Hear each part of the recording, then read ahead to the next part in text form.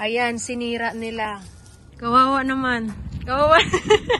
Ngayon naman pupunta kami ng base. I-report namin na nawala yung ID ko. Good morning everyone. I have a very bad news today. Ninakaw yung wallet ko, tapos yung bag ko. Tignan nyo naman, sinira yung sinira yung sasakyan namin, yung window. Papakita ko sa inyo. Ayan, sinira nila. So, alas 5 ata, alas 6 nila inano tong namin. Nandun kami sa gym. Ayan. Nilagyan na lang namin ng saran wrap yung bintana. Ay, nakakainis talaga. So, lesson learned din sa akin. Hindi na ako lagi kong iniiwan yung wallet ko doon. Yung bag ko doon. Kasi, yung wallet ko lang naman yung doon. Pero mga card ko nandoon. So, wala namang nawawala. This time lang talaga nila ninakaw. So, ingat na lang din sa iba na mahilig mag-iwan ng Yes, kasalanan ko din talaga. Nag-iwan ako ng gamit doon. So, pupunta kami ngayon sa DMV. Tapos sa base para mapapalitan nila yung ID ko. And na-report ko na rin sa police yung nangyari. Pati na-freeze na rin yung lahat ng account ko. Yung credit card ko tsaka debit card ko. Pinalitan na nila ako ng bago. And then, buti na lang, no? Hindi nila ginamit yung credit card ko. Tinignan ko agad. Siguro naabutan namin agad-agad. Pagkatapos nilang basagin yung pagkatapos nilang nakawin yung bag ko. Na-check agad namin, 'di ba? So yun lang, lesson learned, no. Babalitaan ko kayo pag nakakuha na ako ng military ID ulit, and kailangan din namin i-report yun doon sa base, and pati yung driver's license ko nga yun. So, see you guys later. A few moments later. Andito kami ngayon sa DMV. Kukuha ko ng bagong ID. And, ayun. I-report namin na nawala yung ID ko. Ito si Travis. Hey guys, katatapos lang namin magpunta ng DFV. So, binigyan nila ako ng parang temporary na... Did you open your window?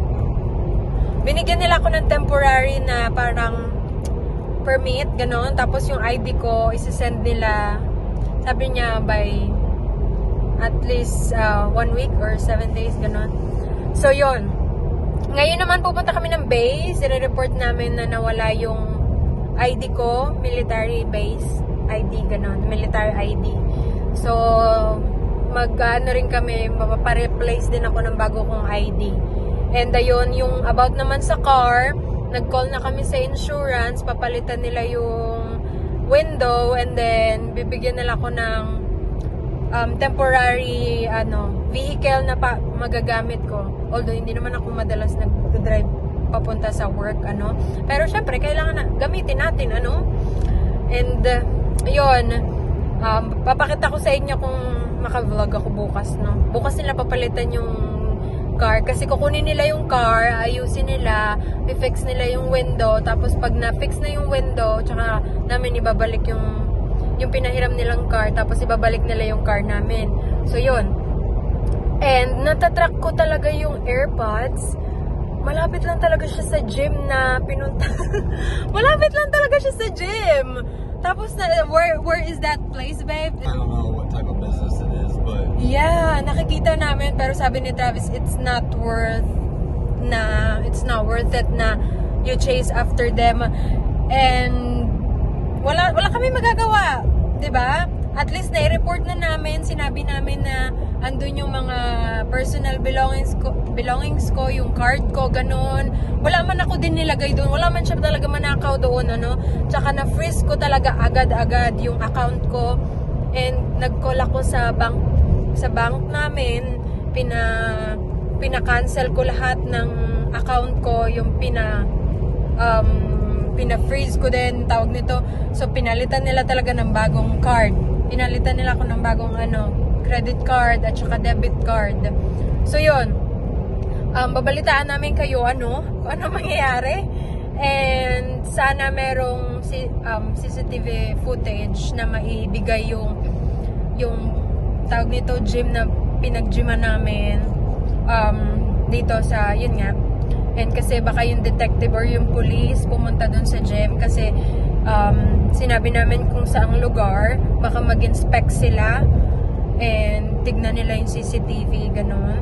And nagbigay din ako ng another information kung nasaan yung AirPods ko, na sinabi ko na nalolocate ko siya kasi natatrack ko kung nasaan eh. Tapos gumagalaw talaga yung AirPods, so matatrack mo talaga. So yun, hindi na namin pupuntahan yung yung address na yun, no? Kasi wala na, napalitan ko na rin naman niya yung mga card ko, yung ID ko, tapos yung sa bangko, So, police na lang bahala na mag-chase dun sa, mahirap din, delikado rin kasi, no, diba? So, yun, pupunta kami ngayon ng base. We'll see you guys later. Nakauwi na kami, guys. Nakakuha na ako ng ID. Pinalitan na nila yung military ID ko. And, nakakainis lang, natatrack ko pa rin yung AirPods. Nireport ko na, and di namin, itong asawa ko gustong-gustong puntahan. Oh my gosh. What? She chew it? Na-report na namin sa police, tapos nakakuha na ako ng ID, military ID. Sinabi na rin namin na nawala yung ID ko para maban na nila or hindi nila magamit yung ko, diba? Kung ano man yung pwede nilang gawin doon. And, ang nakakapagtaka lang talaga, bakit dun pa sa sasakyan namin ninakaw yung bag?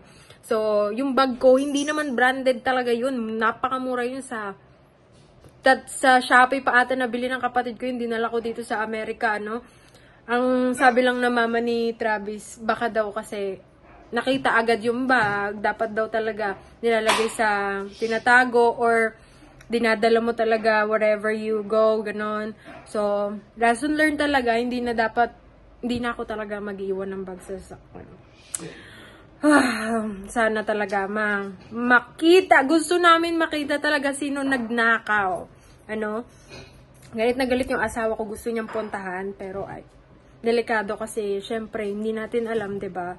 So, nireport na lang namin sa police, and sabi ng police, kapag makita nyo pa yung location gumagalaw, tapos pumunta sa specific na, for example, apartment or sa bahay, tsaka namin sila i-update para baka pupuntahan na nila, ganon. Kasi specific na yung location. Kasi yung location na binigay namin, para siyang, tawag nito, commercial building, kung saan maraming mga offices, companies, ganon, na mga, hindi siya talaga specific na bahay or apartment. Kaya, pero nireport naman na namin. So, kawawa naman yung CRB namin. Ang gagawin nila ng insurance company namin, i-fix nila yung window, tapos papahiramin nila kami ng car na magagamit ko for the meantime while inaayos nila yung tawag nito, yung window. So, ayun lang yung vlog ko for today. Yun lang yung vlog ko for today, no?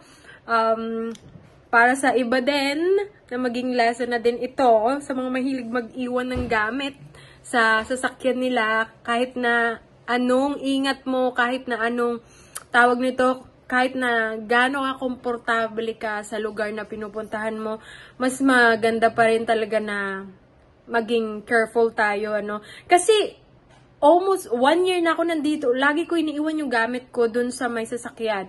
Lagi ko talaga siyang iniiwan dun sa may parang sa side ng driver seat, Tapos, this time lang talaga kami nanakawan. So, binasag talaga nila yung window.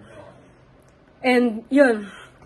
Wala kami magawa, and ayaw naman namin sumugod doon sa place na natatrack namin kasi wala kaming sapat talaga na ebidensya kung sino yung lalaki or ano man. Kasi nga, nasa building din na hindi specific.